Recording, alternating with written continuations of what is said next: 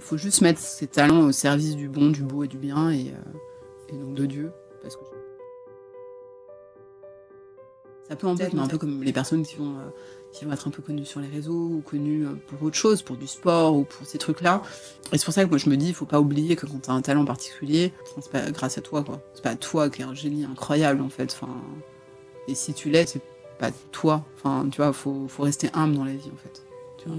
Comme pour ces histoires de charisme, faut juste mettre ses talents au service du bon, du beau et du bien et donc de Dieu. Parce que j'ai la foi. Mais si t'as pas la foi, logiquement, il faudrait quand même rappeler aussi aux gens que c'est ça le but des talents. Tu sais bien parler, ben parle bien.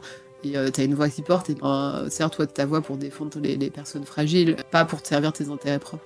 Parce que de toute façon, dans la vie, que t'aies la foi ou pas, quand tu sers tes intérêts propres, t'es rarement heureux en fait. Mais tout le monde s'en est aperçu, parce que croyant ou non, tu t'aperçois que quand t'es égoïste et que tu penses qu'à toi, t'es pas heureux. C'est souvent quand tu te dépasses, quand tu fais des choses qui te... souvent où tu te forces un peu, ou voilà, où tu t'aperçois que finalement t'es heureux de t'être fait un peu violence, et en fait de penser aux autres aussi, c'est vraiment ça qui... c'est ça qui te rend heureux en fait.